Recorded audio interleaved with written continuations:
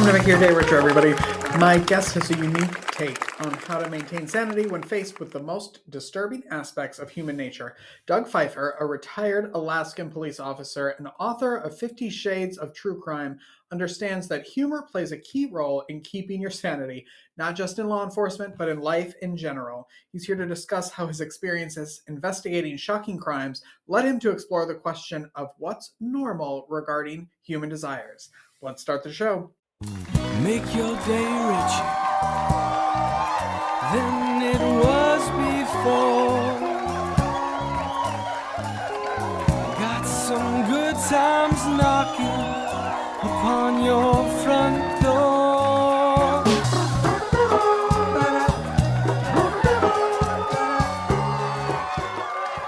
Doug, nice to meet you. Thanks for being here. Yeah, thanks for having me. I appreciate it. Of course.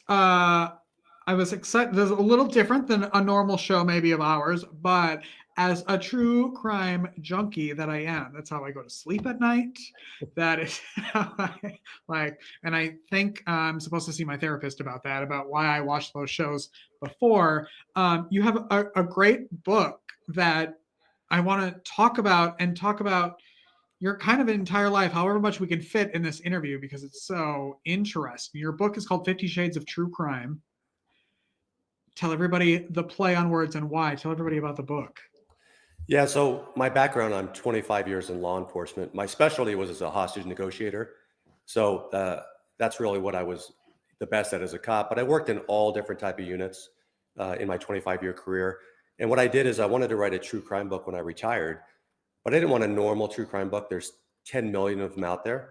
So what I did is I took all the most sexually deviant cases I'd ever worked in my career, put them all in a book. That's kind of the play on 50 Shades of True Crime, like 50 Shades of Gray.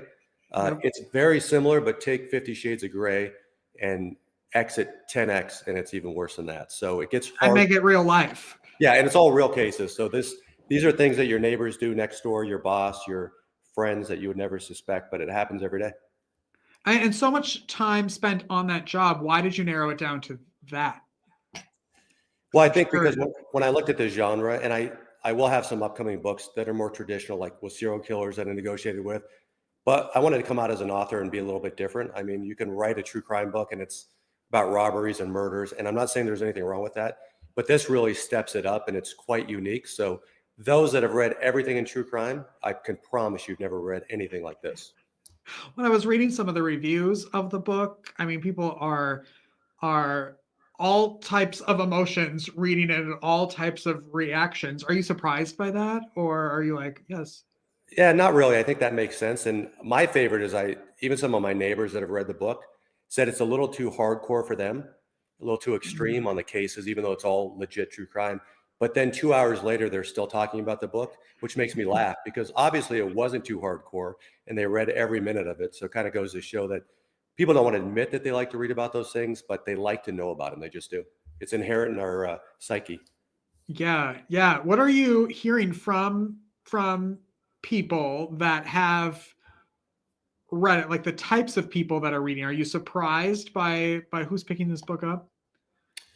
Yeah, really the sweet spot, I'm just going to say it, is probably women aged 30 to 50 is really the sweet spot. And I know that because the new thing trending in book clubs is to invite the author to the book club, either in person or virtually. And then they ask you questions about the book. They dig in deeper. But I tell you what, women in that age group, they dig really deep. Like it shocks me a little bit about the questions that they ask and how hardcore it is. So I always smile and laugh at that, but boy, they really want to know. So that's really the group that's most interested in the book. What about the people you worked with when you were like, I'm going to write a book about these cases? What was the reaction from your former colleagues? Well, I think coworkers, especially cops, we all have a dark sense of humor. I think you have to survive on the job. So that humor showed throughout my 25 years. So when they read the book, they really can understand it comes from me because they know how I was on the job. And I never sweat the small stuff in police work or in life, right? That's the best advice I give it to my kids. So writing the book, was a little bit, good for me from a mental standpoint because you get to tell all these stories over 25 years. But I don't think they're surprised because they work with me and they know my type of humor. And these are serious cases. I use some of that dark cop humor because that's how we survive and that's how you deal with things. Yeah, I was going to ask, like, tell everybody kind of what's in the book. Is it just an account of all the cases? Is it like, tell everybody what they will find in the book. Yeah, you'll start off the book. It's a chapter called Name That Crime. And what I wanted to do is be interactive with the readers. And so what you do, you'll get a case, a live case that I worked. And then at the end of a brief explanation, you're going to get three choices of what crimes that individual committed. So you'll have a crime scene photo or a booking photo, and you're going to see how smart you are in profiling these suspects, kind of guess it. And then you're going to read the story. What I'll tell you is 99% are not even close. They're not even the same spectrum of what crime was committed. But it's a fun way to get into the book. And then you go into some real dark territories with necrophilia, bestiality, all these sexual fetishes that people have. And unfortunately, the one of the darkest chapter is talks about people that didn't make it through autoerotic asphyxiation, crime, things like that I investigated. That was, it's brutal to see, but it happens so much in society, but general public never hears about it. Yeah. What was it like to go through it and kind of rehash all of those? Was that like, did you forget some stuff that happened? Were you surprised by anything that maybe came back up while you were researching? Yeah, not really. I wrote the book in 3 months post-retirement, but really what happens is some of these extreme cases, they kind of singe your memory. You don't forget anything. So I didn't have to re-up because I lived these cases. So it was burnt into my brain, unfortunately. I could remember every detail because you work them. In some of these cases, you work 36 hours straight, sleep for 4 hours, work another 36. So you're really, you know, exhausted on these cases, and mentally it takes its toll. So it was fun writing it. And I took the most extreme so society can see what happens every day. And it's not unique to Alaska, although that's where the majority of these cases are based. The difficult part was getting a publisher post writing it. That took longer than writing the book. So with 6 publishers that they all liked the book, they took a few months each to decide. And then they were like, it's a little too extreme for our audience, so we're going to take a pass. So after 6 of them, I was about to give up, but I didn't. Luckily, I got one and we put the book out. Lucky number 7. Yep, that's it. What about your family's reaction to this book? Because I'm sure a lot of the stuff they maybe knew, like your wife knew, or maybe like what what was it like? Holy crap, this is what you lived? Yeah, we have a unique family, and it's not just because we're in Alaska, but we're very close, talk about everything. So really, there's not much left in the book that the family doesn't know. I'll put one caveat on that. My mother is 80, very conservative, nicest woman in the world, believes everybody's kind. She wanted to read the book. She loves romance novels. I was like, Mom, this is not your cup of tea. So I did sign a copy to Mom. She has it at her house, but I said, you can never read this, Mom. Everybody else in the family, please read. That's so funny. And you said you want to write more books. Did you always want to be an author like growing up, or was that just sort of after this job you were like, yeah, this probably needs to happen? No, I always was fascinated with writing. I like to write. During my career, the department won't let you write a book based on cases, but post-career you can. So I thought, one, it'd be fun to put out a book. But again, I took a lot of time and effort. I wanted to put out a really good true crime book for people, something that would resonate and go out in the community and people would want to read rather than just publishing a book. So I put a lot of time and thought into getting the 50 Shades of True Crime. And once readers, go through it, they'll fully realize what it's about. So it was kind of a fun project, something I always wanted to do, and was excited to do it post-retirement. Were you nervous at all before, like right as it was finished, everything's finished, it's printed, it's ready to go? Were you nervous at all about the release of what the reaction of people? Yeah, absolutely. And if you do any type of research, the average book sells about 62 to 67 copies in its lifetime. That's insane, right? That's really low if you think about it. And then you look on Amazon and there's 32 million copies that you compete against. Again, that's another problem. And then there's, 1 to 2 million books put out yearly. But I think the best advice I got from my publisher is find a niche and produce a book that isn't like anything else, and you have a chance at being successful. If you try and write the self-help book that there's 10,000 of them out there, it's going to be very difficult to sell books. So that was really good advice. And again, so I followed that with this book, and it's been extremely popular to date. The audiobook came out in October. I'm a print guy. I like to read, or even on Kindle, but the audiobook is far outpacing any of the other sales. It's really popular. It's done by a professional reader, and he's incredible. So the audiobook, if people like listening to that, I think it's excellent. Great. Do you miss being a police officer? I do. I Miss the love job at all? I loved every minute of it, and I've done a lot of things in life, in business and things like that. I always tell people if I could pick one thing, it would be a law enforcement officer. The best 25 years I ever had.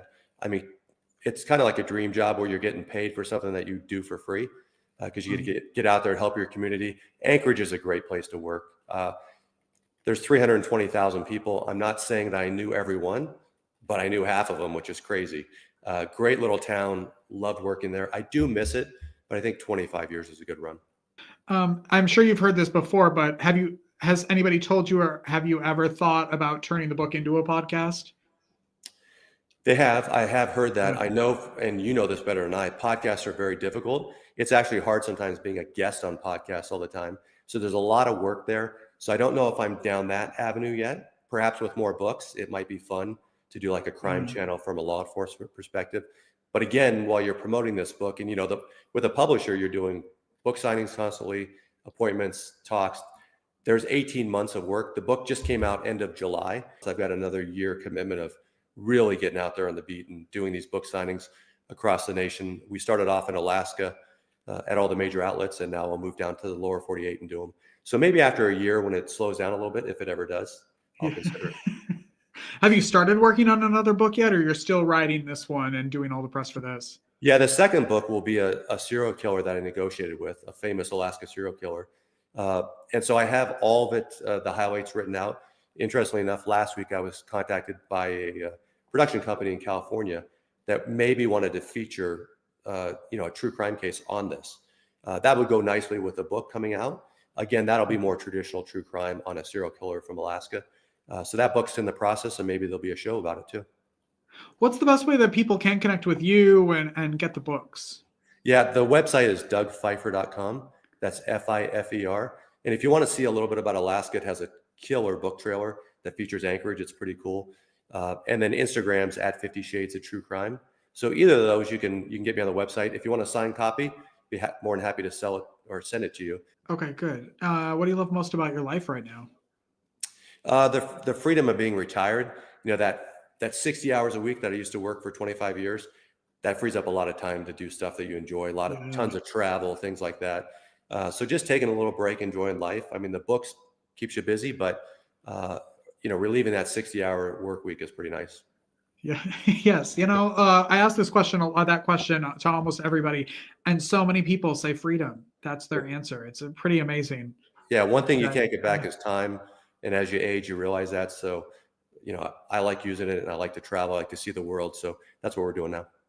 Perfect. The book is called 50 Shades of True Crime. Please come back when the next book comes out. I certainly will. All right, great. Doug Fifer, everyone. We'll take a break and be right back after this.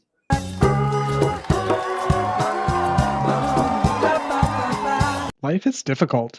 Are you feeling overwhelmed or like you could use a little support for your mental well-being? Visit the Help Hub. It's the most comprehensive and inclusive free online destination for mental health resources, helpful tools, crisis hotlines, and supportive content. Just go to thehelphub.co to find the resources you need when you need them most. Unlike other resource pages, the Help Hub is divided into 16 different categories, ensuring that everyone in every community has access to the resources and support that matches their unique needs. Find the help you're looking for at thehelphub.co.